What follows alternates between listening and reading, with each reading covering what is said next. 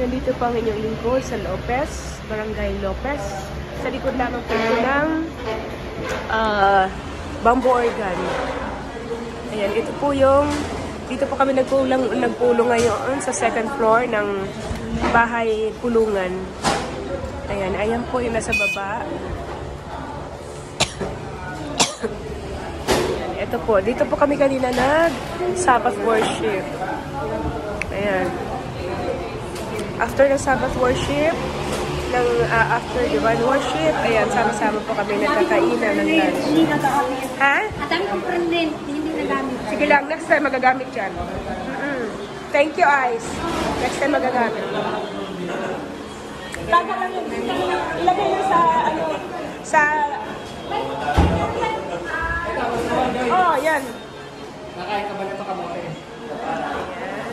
Meron sa lugar na pwede lang mag-prepare dito.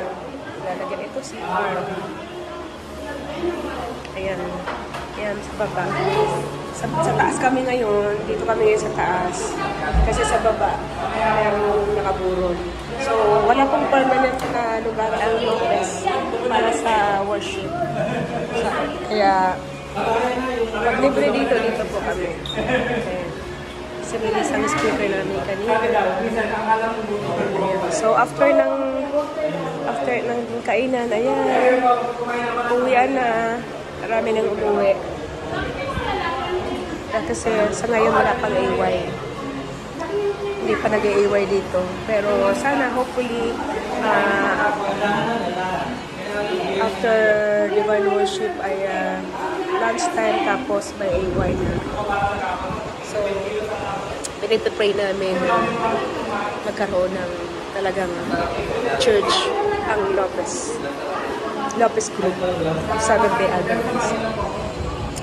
Ito yung labas ng bahay pulungan po ang tawag dito. So yan yung sa labas. Ang dami mga wire, cable wires. Ito si Brother Chris ang namumuno dito sa Lopez Group.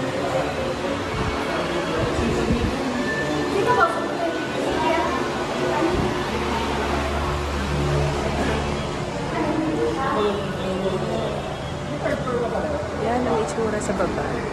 Daming cable wires na, no? Grabe, oh.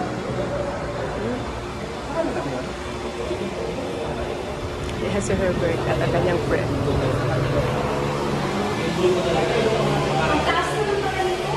Sana may mag-donate ng para makabili ng lupa at makapagpatayo ng church ang Lopez Group of Seventh-day Adventist.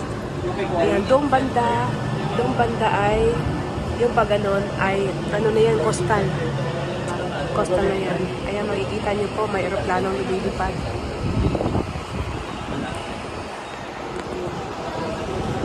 So pakisama din po kami sa prayer na sana ay magkaroon ng sponsor para makabili ng lupa na tatayuan ng church. At syempre magkaroon na rin ng church. Maraming salamat po.